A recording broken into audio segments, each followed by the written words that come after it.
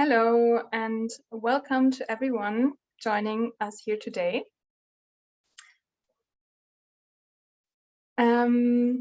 Let's start. My name is Katharina Schmidt and I'm with GIZ. I'm very pleased to be here hosting today on behalf of my colleagues Dan Zendek from the Institute for Catastrophic Loss Reduction and Eric Sparling from the Climate Risk Institute.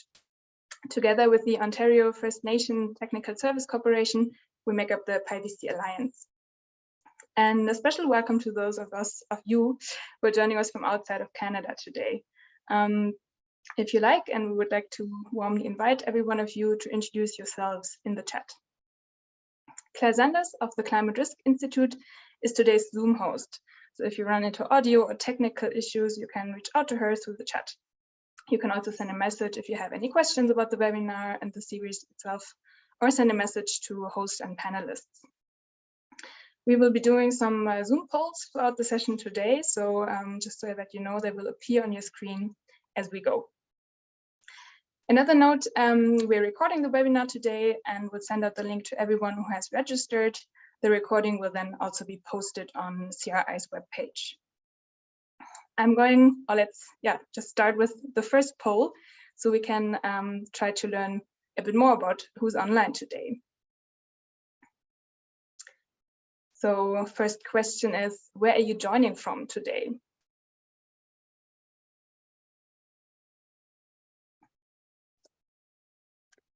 Not many people from Western Canada at this early time of the day. Hopefully they can catch up with the recording. That would be nice. And I'm seeing people introducing themselves in the chat, which is great. Okay, I'm going to end the poll here. Okay. And share results. Let's see. Okay, still we have quite over half from Canada, so people who are getting up early for us, which is very nice. A few people from Europe, one from Central and South America, and also 3 from Africa. Great. Our next question, as of course this is all about the PIEVC, have you conducted already a climate risk assessment using the PIEVC? So several options. None, perhaps you've taken the PIEVC training course, or you've used any of the protocols.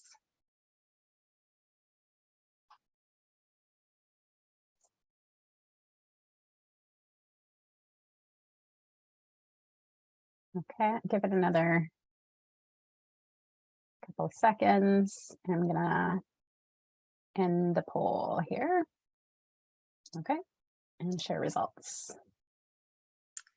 All right, have quite a mix.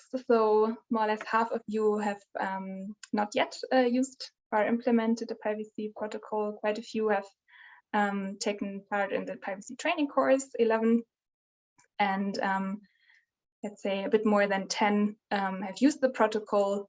A few, 3 participants even multiple times. So that's great to see that we have a quite diverse group today. And perhaps the last question, already a hint towards our topic today. How familiar are you with ecosystem-based adaptation? So very a little, or maybe not at all.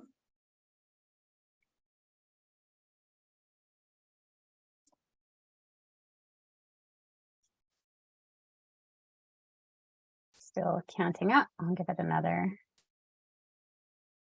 couple of seconds. Okay, and I'm going to end the poll. And share results. Great. So we have most of you are at least somewhat familiar, or even very familiar, a few of you. But we also have 15 participants who are not at all familiar. So perhaps a great opportunity to learn a bit more today as we'll be presenting and discussing. Great, thanks a lot for this participation. As a reminder, and perhaps we can go to the next slide.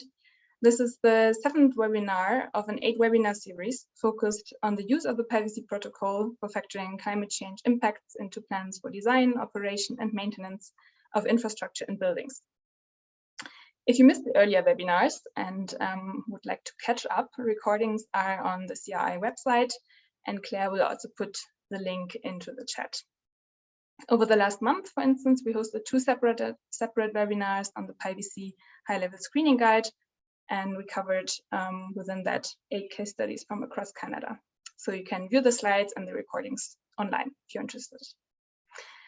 Before we dive into today's presentation, I want to hand over to Claire, who will share a bit more about opportunities for you all to learn together and exchange on the PIEVC and climate risk assessments of infrastructure in general. So please, Claire, go ahead. Thank you so much, Katerina. We're really excited to announce that we'll be hosting PIEVC Global Forum in Vancouver in April, and are inviting everybody to join us if they can. It'll be 2 days of great talks from really across Canada and across the world on best practices in PIEVC assessment.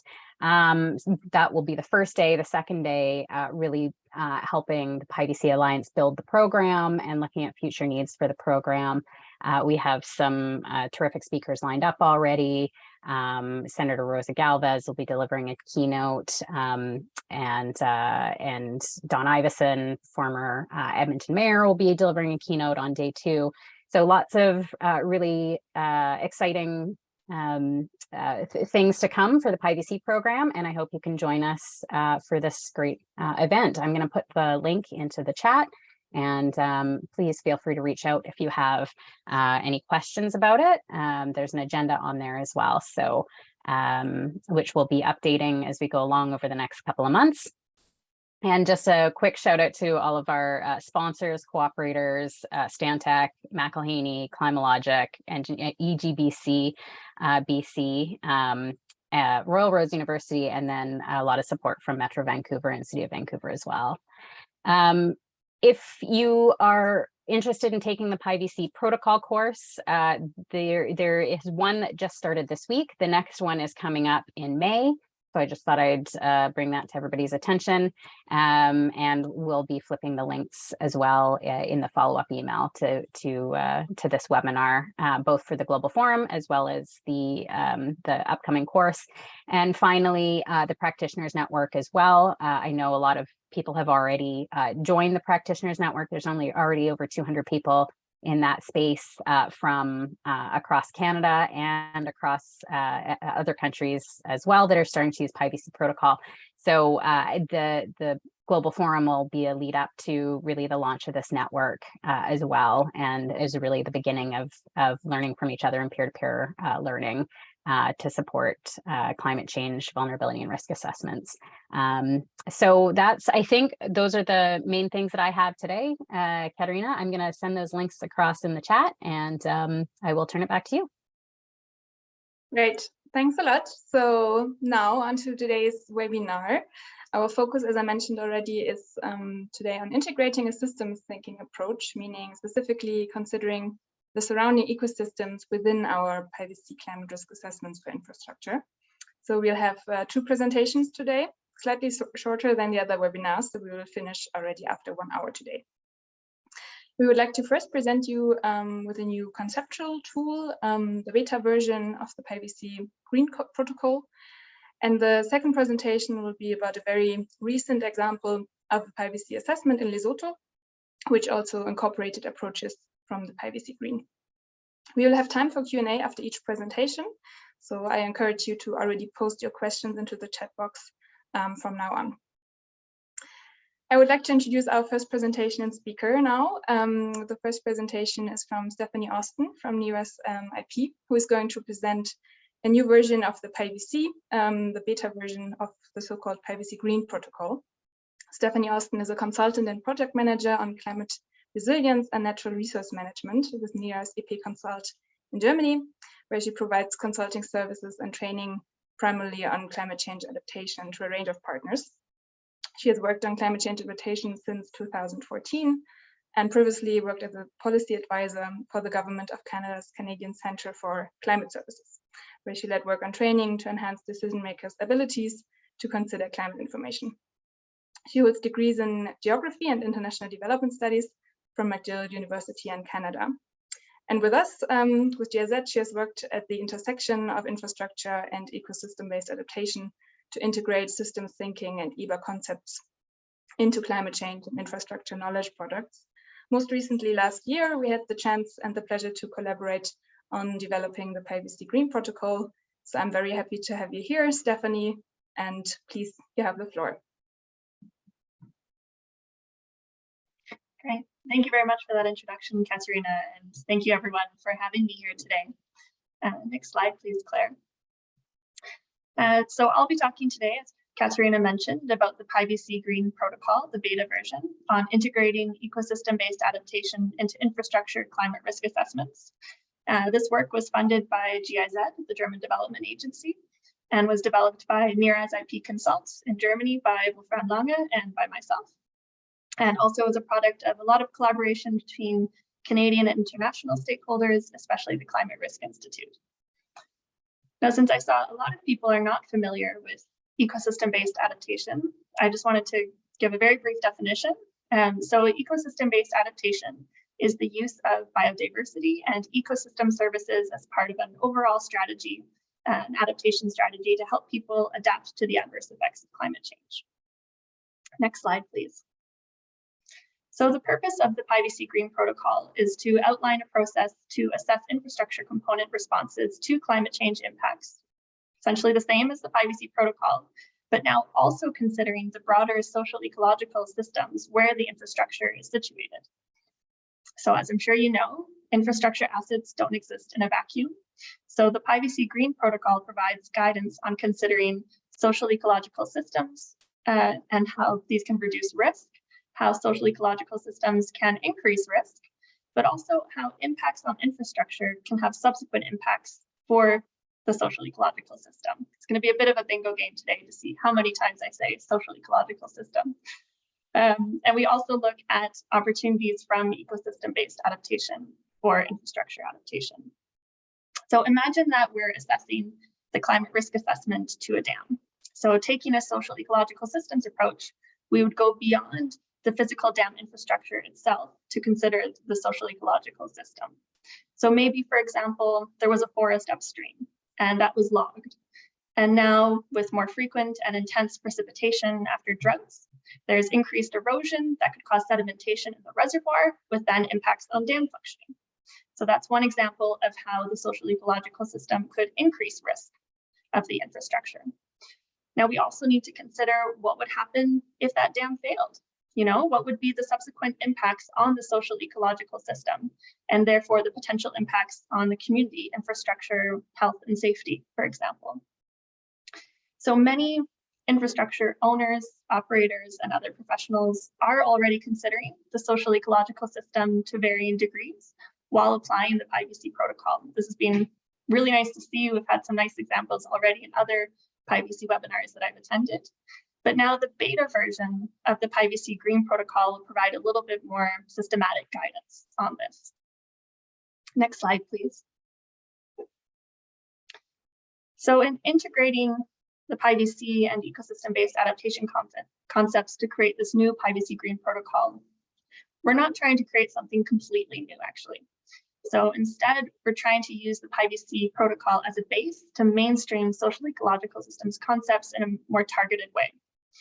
So from the original PIEVC protocol, we took all the core steps and activities, as well as, of course, the infrastructure lens, and also brought in some additional content from the PIEVC high-level screening guide.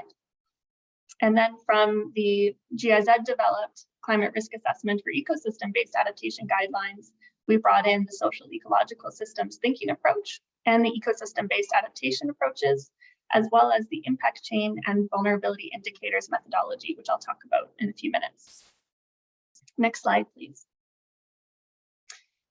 So the PIEVC Green protocol is broken down into three main parts rather. The first part is on setting the scene. So here we introduce and define all the key concepts around risk in the PIEVC Green protocol.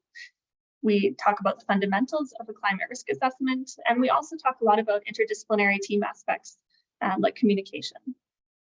In part B, this is the climate risk assessment step-by-step guidance. We have our core 5-step protocol that'll be familiar for many of you from the PIEVC protocol, as well as the triple bottom line module, which is steps 6 to 8. Now, previously, the triple bottom line module was a standalone document, but we've pulled it in as part of the core content in the PIEVC Green protocol. We also have in our annexes extensive additional guidance on several of the steps that are discussed in Part B. And of course, we also have a glossary. Next slide, please. So the evolution from the original PIEVC protocol to the PIEVC Green protocol, we have broadened the scope from the infrastructure system to include the social ecological system, as I've mentioned. We've included an integrated ecosystem-based adaptation and ecosystem services concepts. We've put greater emphasis on the co-benefits of adaptation options. We've updated the climate risk concepts and terminology to align with the IPCC AR6. We've tried to make it somewhat of a one-stop shop, so you can find key methodological information from the PIEVC vulnerability assessment module, as well as the triple bottom line analysis module, like I mentioned. We've also integrated some recent PIEVC methodology and advancements, for example, from the PIEVC high-level screening guide. We have broadened the applicability to regions outside of Canada.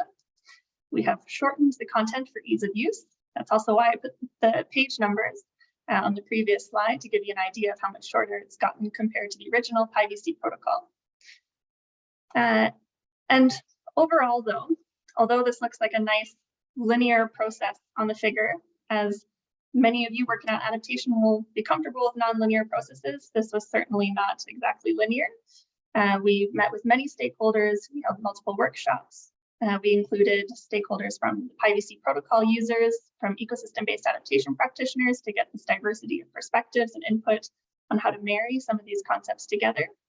We included stakeholders from Canada and internationally. And it was very interesting trying to bring all these things together because we all had very different terminology use and frames of thinking. Often we'd be talking about the same thing with different words, or we'd be using the same words to talk about different things. So that really emphasized to us the importance of having these kind of discussions around interdisciplinary communication and team management in the PIEVC Green protocol. Through this process, we tried to integrate this social ecological systems thinking and EVA approaches in a targeted way, rather than overhauling the whole PIEVC protocol. We tried to keep the core activities there and kind of mainstreaming these social ecological systems concepts throughout. But overall, through the process so far, we've had a lot of enthusiasm from stakeholders. So next, I'll go briefly through each of the main steps of the PIEVC protocol and the PIEVC Green and how we've evolved from the original. Next slide, please. So step 1 is on project definition. And this includes defining which infrastructure is being assessed, the infrastructure's location, the uses of the infrastructure, the climate and geographic considerations, and the severity of climate impacts and potential risks to be assessed in detail. So throughout, we added additional emphasis on the social ecological system. We also added some advice that when defining the infrastructure's location and the initial severity of impacts, you can begin to consider the broader system within which the infrastructure is in and how it can reduce or increase the climate risk of the infrastructure. But overall, step 1 stayed very close to the original PIEVC. Next slide, please. Step 2, though, is where we made the most changes. So step 2 involves data acquisition of infrastructure and climate components. So some of the key additions were the addition of impact chain methodology. So this is an analytical tool to help better understand, systematize, prioritize the factors that drive risk, including the social ecological system. So you might have seen impact chains before. They're pretty commonly used in other risk assessment methodology. And you can see a general sample structure on the slide where you map out hazard and vulnerability factors. And I'll give another example in a moment. We also added to step 2 the addition of identifying, selecting, and normalizing vulnerability indicators, so meaning sensitivity and adaptive capacity or deficit. So identifying sources of sensitivity and adaptive capacity or deficit and translating them to indicators.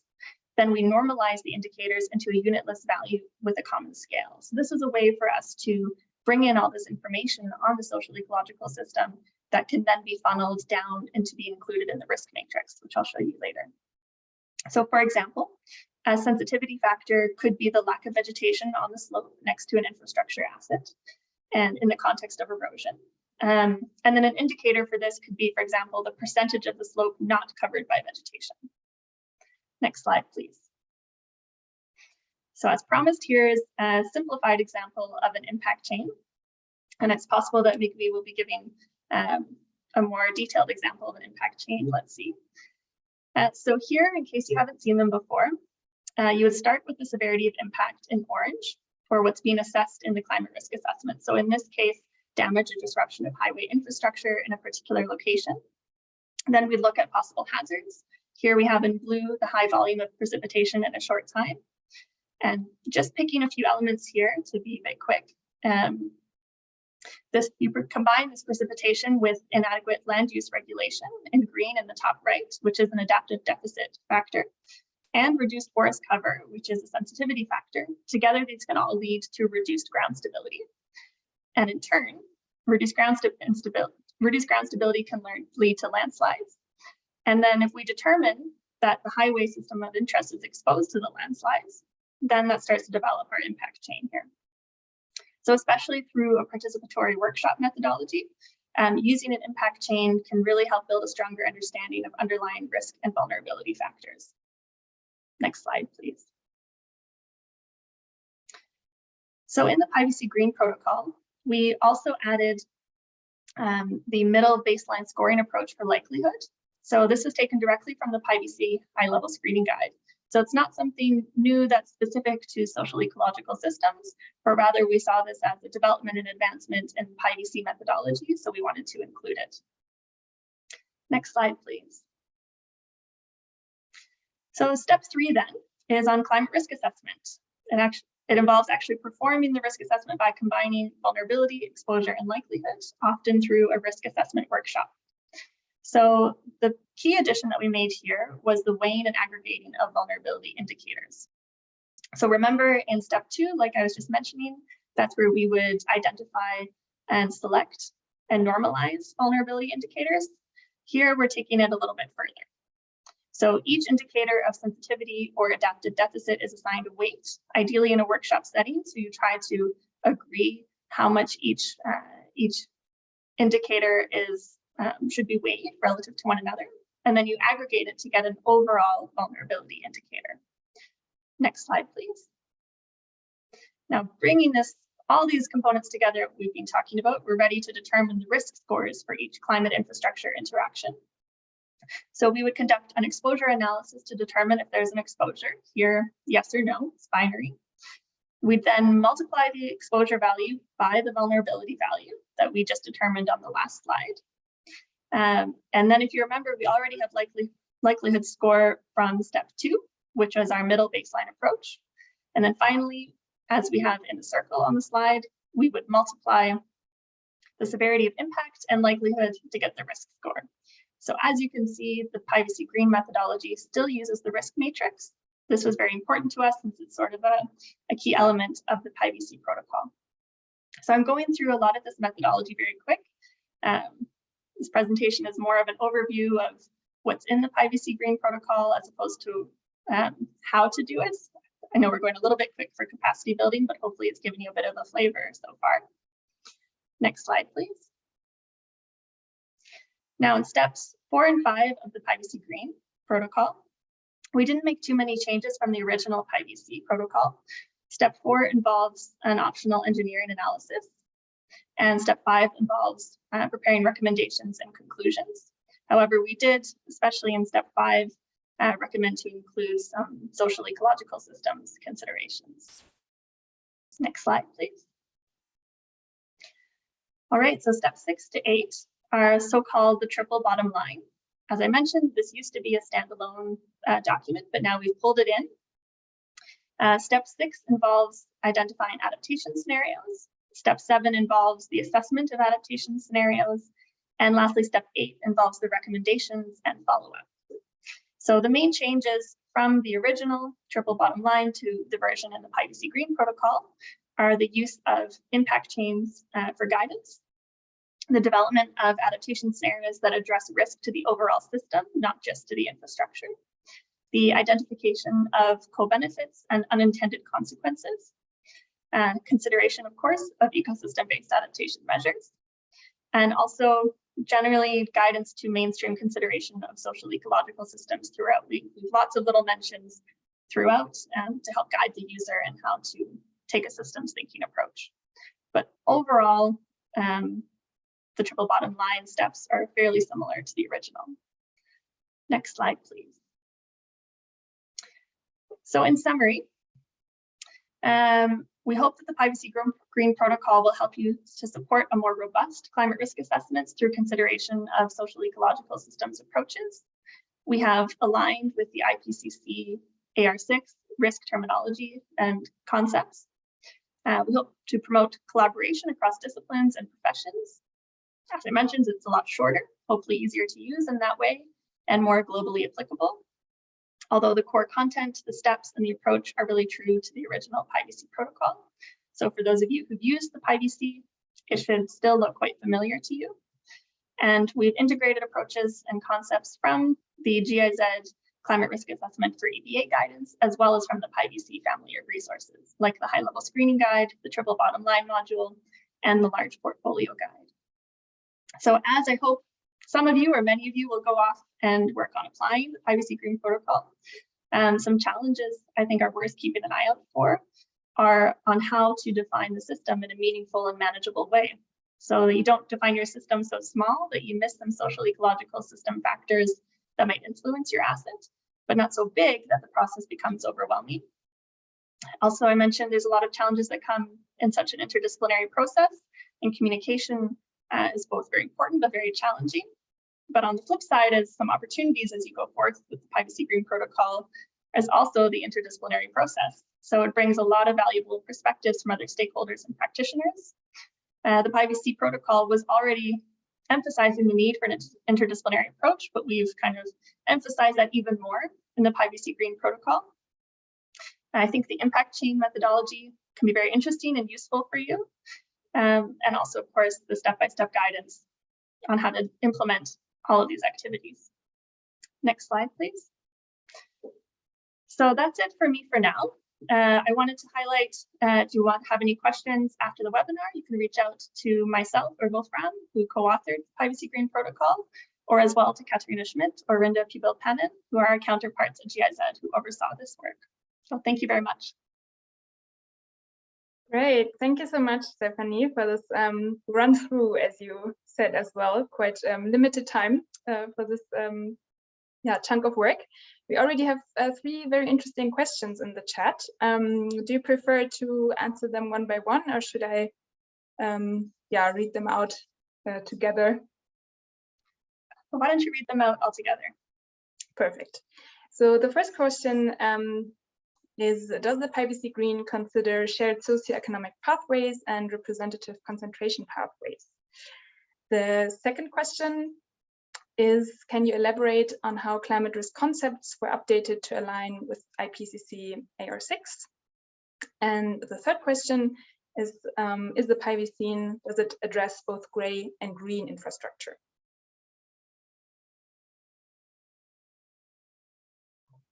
Okay, very nice mix of questions there.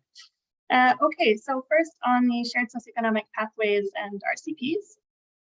So part of our goal in the PIEVC Green protocol was to shorten a lot of the content because it was a bit unwieldy. And there was a long section in the PIEVC protocol on climate data and information. And we took out most of the section because it would have been quite elaborate to update it, as well as since there's already so many other really excellent organizations that are covering that kind of information. And a lot of it is quite regional around what climate models are most relevant for your geography, for your region. So we do encourage, trying to recall if we mentioned now, we do mention, of course, climate models, we mention SSPs, but it's not the focus of the PIEVC Green protocol. We assume that this will be covered elsewhere. And then on the climate risk concepts from the AR6, So some of the main changes there are around the definition of impact is different. This is one that we found quite challenging, actually, because the definition of impact in the IPCC AR6, which is different from the AR5, they call it the consequences of realized risk. So whereas previously the term impact was being used also in kind of risk concepts and how these concepts all come together prior to risk, as, for example, intermediate impacts. This became a little bit more challenging because now we're talking about realized risk. So we had to be very careful here in how we were using this kind of terminology throughout. And if anyone's interested, I'm happy to chat more about some of these challenges with the AR6 terminology. And then on gray and green, yes, we do also introduce the concepts of gray and green infrastructure, and this absolutely comes in. This would come in especially in that triple bottom line module section. So steps 6, 7, and 8, where you're looking at possible adaptation measures. However, for the climate risk assessment portion, the focus is rather on any infrastructure asset. So this could be green infrastructure or gray infrastructure, but the emphasis is rather on considering the social ecological system. So you can do this process also for gray infrastructure. That's actually how we expect it'll typically be implemented, but certainly you can also consider gray, green, or green infrastructure as well. Great, thanks a lot. And you get a lot of thank yous and compliments on the presentation in the chat, just so that you know. I think we have time for one more round of questions. We have 2 more. One is a bit more lengthy. I tried to read it out.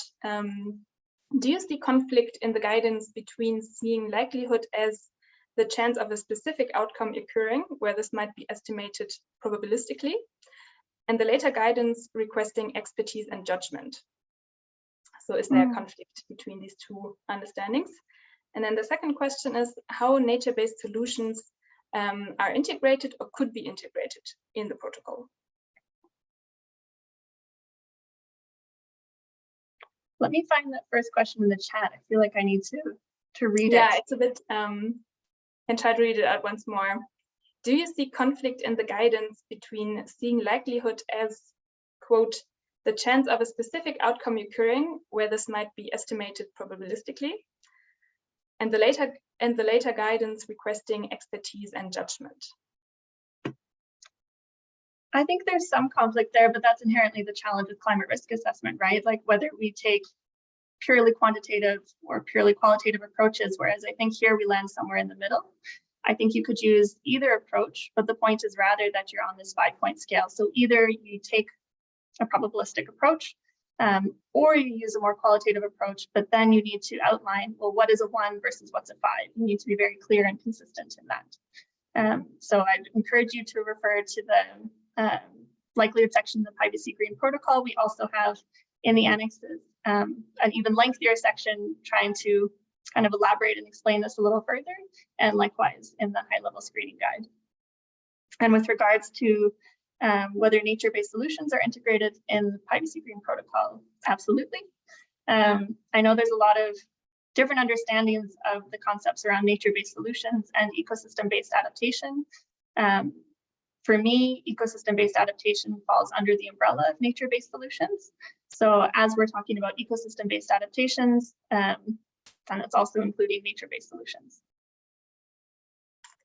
Great, thanks a lot. I see there's discussion ongoing in the chat as well, which is great. With regards to the time, I would suggest that we move on to the next presentation, and perhaps if we have time at the end, we can come back to some of more questions if there were any.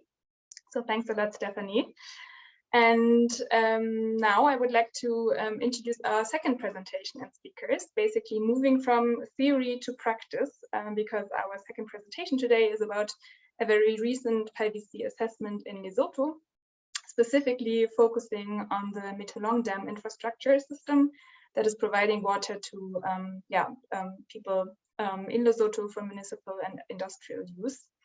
It was carried out under the Global Initiative on Disaster Risk Management, an initiative implemented by GIZ, and together with the Climate Risk Institute, GIZ has conducted these PIEVC assessments in partnership and under the umbrella of RENOCA. RENOCA is a very interesting integrated catchment management movement in Lesotho, which is a multi-sectoral and multidisciplinary custodian network of experts and critical agents who are dedicated to the restoration of water, land, and the long-term prosperity of all communities in Lesotho. So we're very happy to have here today a member of that movement, Mrs. Migwi Matsolo, who I'm very happy to have here today, presenting the case study where she participated in. Migwi Matsolo is the Deputy Coordinator of the Integrated Catchment Management Coordination Unit in the Ministry of Natural Resources in Lesotho. She's a water resource manager who worked in the public water sector for almost 20 years already. So, and I know the memory is quite fresh from your recent assessment, so we're very keen to hear all of your experiences and insights. So, Migwi, the floor is yours.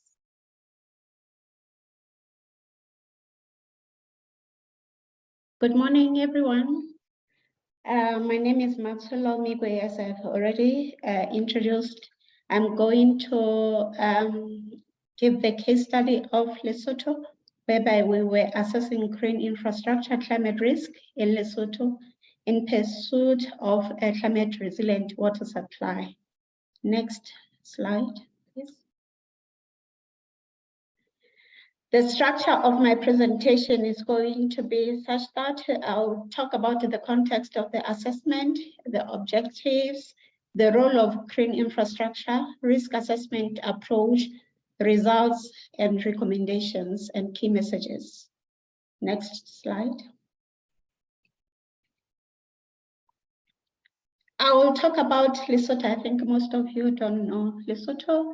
It's a small country in Southern Africa, which is completely surrounded by South Africa.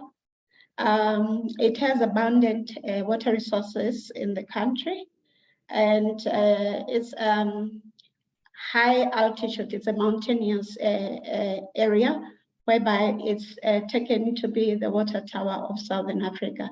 And water is one of the most valuable resources in the country. Next slide. When we're talking about the climate change risk, we are looking into the context of Lesotho. We are anticipating climate impacts in Lesotho. We are already seeing extreme weather conditions, which are likely to increase the number and scale in hazards. Hence, why the climate change increases the risk of damaged physical infrastructure assets such as dams, and interrupts service reliability for many sectors that are directly reliant on water supplies for these assets. And we can look into the temperature, what is anticipated in Lesotho. In the 2050s, we are already anticipating that the annual average temperature will increase by 2.7 degrees Celsius, and in the 2080s, 5.1 degrees Celsius. And the frost days or cold days are going to be reduced, and by 69% in the 2050s and 88% less in the 2080s. When we are talking about precipitation also, we see that the wet days will also decrease in both 2050s and the 2080s. And the dry days will be 7 times more and 13 times more in the 2080s, which shows that we are really anticipating more extreme weather conditions. Next slide, please. Our assessment was based on the Mitolong Dam system, and the Mitolong Dam water supply program aims to increase access to water and improve reliability of water supply to urban and peri-urban areas of Maseru, which is the capital city of Lesotho. And the key facts of the Mitolong Dam system is such that it was put in operation in 2016. It supplies water to more than 500,000 people, which is about 25% of the population of Lesotho. And with the maximum amount of water discharged every 1, which is at around 1671 MESL. The reservoir capacity is 63,688 million cubic meters. And the catchment area of the dam is 268 kilometers squared, which is quite large for the country like Lesotho, a small country like Lesotho. Next chapter, next slide. And the objectives of our assessment, PIEVC assessment, was to build capacity on risk-informed development for resilient water supply, to apply the PIEVC Green protocol to understand the water security in Lesotho, and also to set the baseline for advancing on integrated catchment management, the ICM in Lesotho. Next chapter.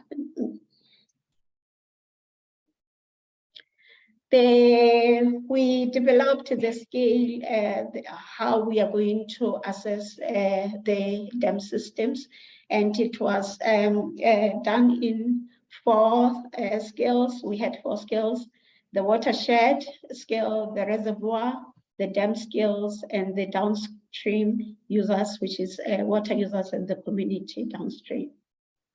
Next slide. And for us, when we are doing the green, we concentrated all on the watershed and the reservoir. And we wanted to see the role of the watershed for the resilient water supply in the Middle catchment. And we are looking into the ecosystem-based adaptation model, whereby we know that they have different functions. The EBA has different functions: protection, replacement, assist, and accompany. But the most important functions in this assessment was the protection function, whereby they supply ecosystem services that directly protect the reservoir and the dam from climate hazards, thus increasing its lifespan and reducing operating and maintenance costs, while also providing the core benefits. And the other function, which was also important, is to also still supply the ecosystem services that complement a hard or gray infrastructure, the Middle Dam itself, by increasing the focal service provision beyond what could be provided by the project alone, the gray infrastructure. Thus, we are improving the capacity to continue the service provision when impacted by climate change, but also still providing the core benefits in this area. The water infrastructure that we are talking about is the dam, Middle Dam, but also the water pipes, the wells, the pumps, the wastewater treatment, and desalination plants per se. And the focal infrastructure that we are looking into is looking into the flood management and the water supply issues. Next slide. Our assessment was a stakeholder-driven assessment, whereby we, like we think that Renuga is a multi-sectoral movement. We called upon different stakeholders from different sectors, water sector, from agricultural sector, disaster management, the environmental sector, the civil society, the academia, for us to be able to do the assessment together to see how we can do the risk-informed development or decision. Next slide. And the methodological approach that we undertook was in 3 levels, whereby we started by doing the impact chain assessment and risk screening by components. And the third one was the in-depth assessment of key impacts. Next slide, I'll go into this approach one by one. we took the impact chain as an entry point for the risk assessment. We wanted to understand the context and the drivers of the systematic risks for risk-informed development. And thus, go back to the slide.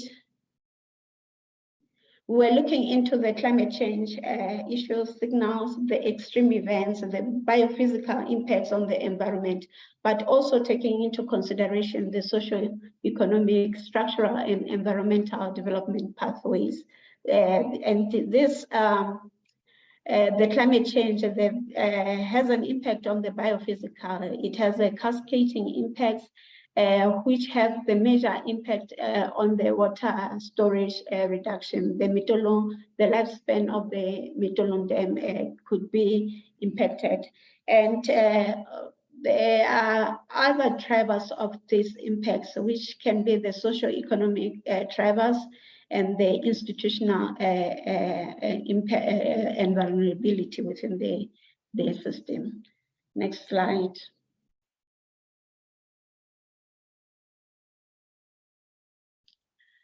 So when we were doing the impact chain, we looked into the climate change and hydrology. We looked into the cascading impacts, the drivers of the impact, and these institutional drivers, whereby we definitely got into what are the key impacts. And we are looking mostly with the exposed elements, which are the population, the vegetation, the livestock, the crops and arable land, water systems, wetlands, and the exposure to climate stressors, such as the floods, the drought, the low flows, the high wind speeds. And if I can just make an example of how did we go about this, if we are looking into the climate change, hydrology and climate change, maybe we take the instance of the pathway of the maybe high temperatures. When we are talking about the high temperatures, then we'll be talking about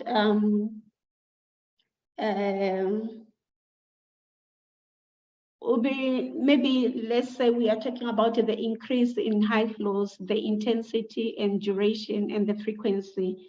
This has an impact on the surface area because Lesotho is a naturally mountainous country.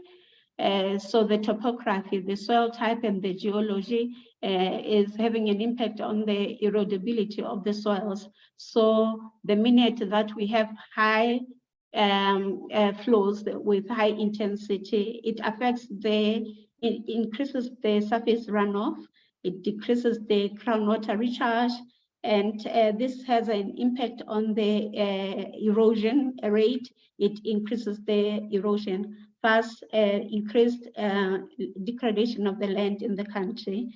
And this has a cause on the different entities, like we are having massive donga cutting through the landscape, and there's a very difficulty in managing the land, thus making the loss of the livestock and the agricultural crops, which the rural people or the communities depend on their livelihoods. In other cases, you'll find that the mud flows in the small villages, it damages the infrastructure, such as the roads, the bridges, the houses, the buildings, and injuries for the people. So we were looking in such the impact chain model, and out of this, the most important component that came out was that all these issues that are occurring have an impact, they have a huge impact in damaging the dam infrastructure. and declining of the water quality, the flooding and the water supply decline and disruption. Next slide.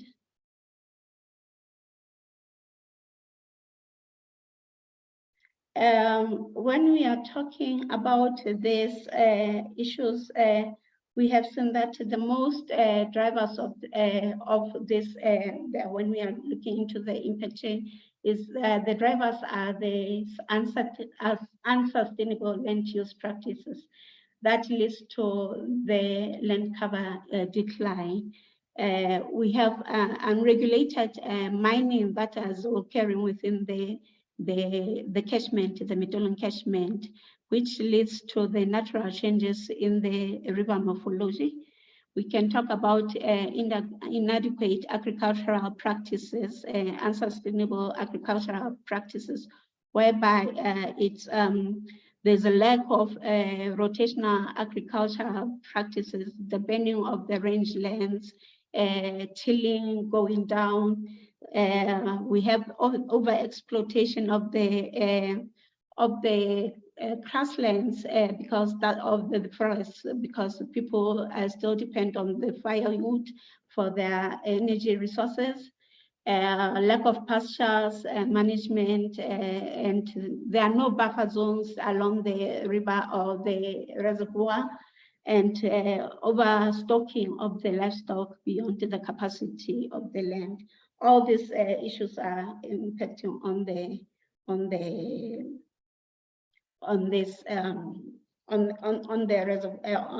watershed. And on top of that, next slide, that this is being compounded by the effects of the climate change.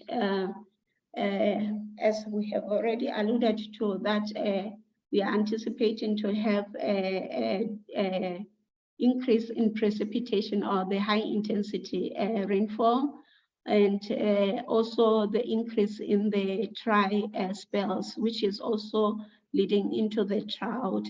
And this climate change, they have an impact on the water resources degradation, and they increase the siltation of the Middelburg Dam. Next slide.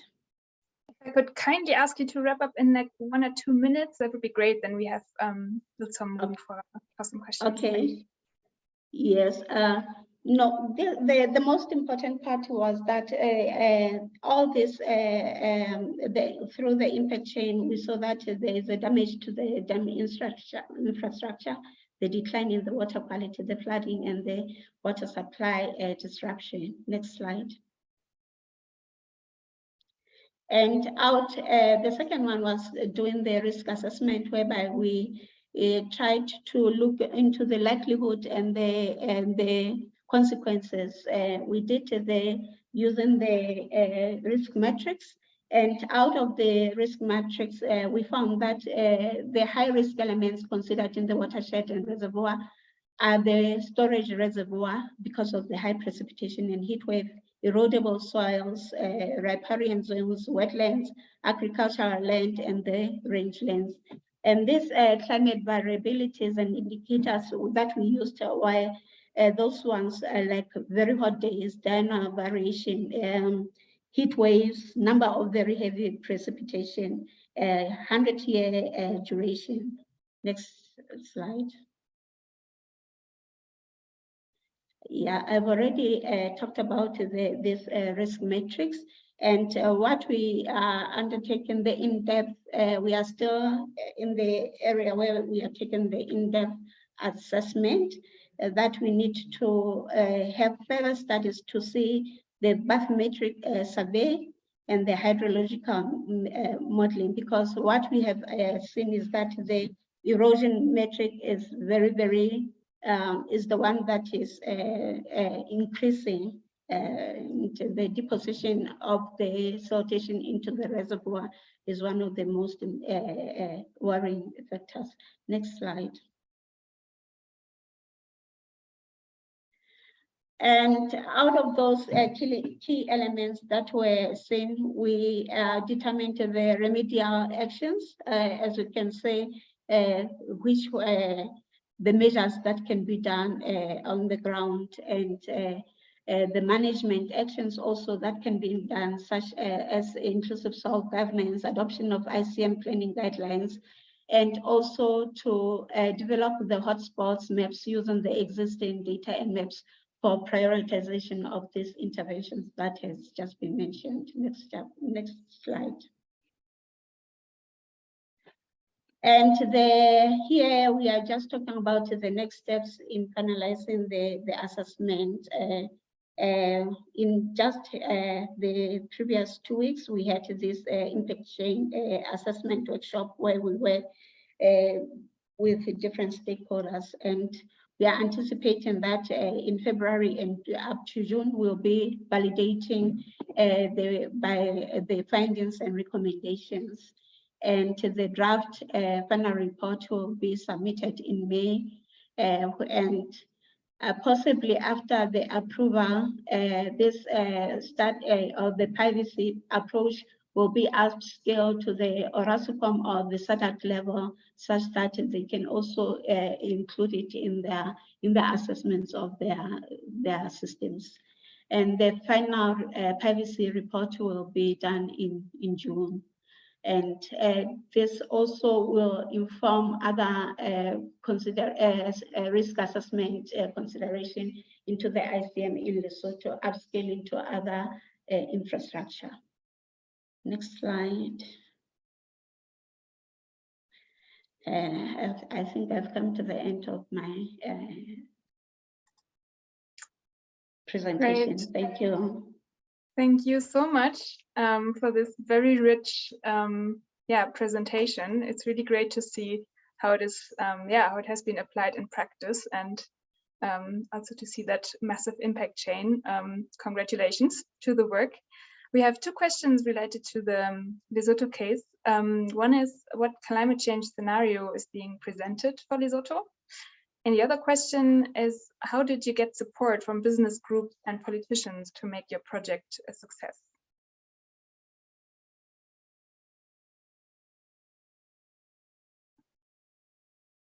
Thank you. I think the climate scenarios that were used in this assessment, I think Nicholas will assist me in that, but they were taken also from the climate communication study, third communication study from which is done by the Lesotho Meteorological Service, and about getting the support from the politicians and the decision makers. We have already presented before the decision makers, not politicians per se, for them to have the appreciation of this assessment. For that, I think it's a very what I can say is that the land degradation and soil erosion in Lesotho is a very massive problem, such that also the politicians, the decision makers also are looking in the ways of curbing the degradation. Now also compounded by the climate change that is already occurring, which is compounding the soil erosion in the country. For instance, this year only, there has been a lot of road bridges, houses collapsing because of the heavy rains. So it's a priority within the country, even in the national strategic plans. So that's why we have support from decision makers. Great, thank you so much. Also, you get a lot of clapping hands and compliments on your presentation and work. So congrats again. And I think our time is up. If we have any further question, we would like to direct you again to our online community of practice, where we're happy to take this forward. And yeah, thank you so much. Perhaps over to Claire, or not sure if we're going to announce our next webinar.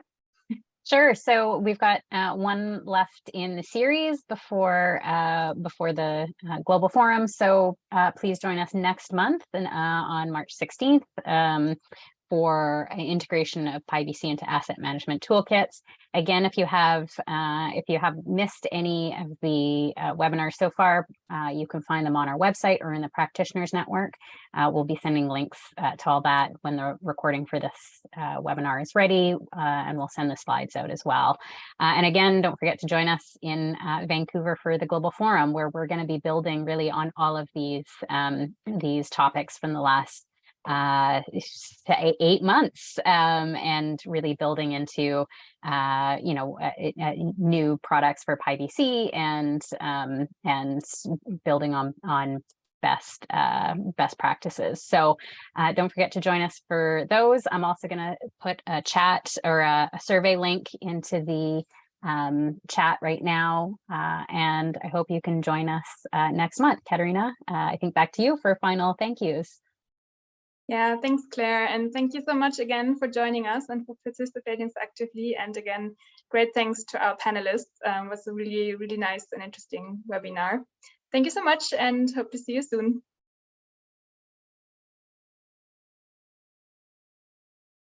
Thank you. Bye.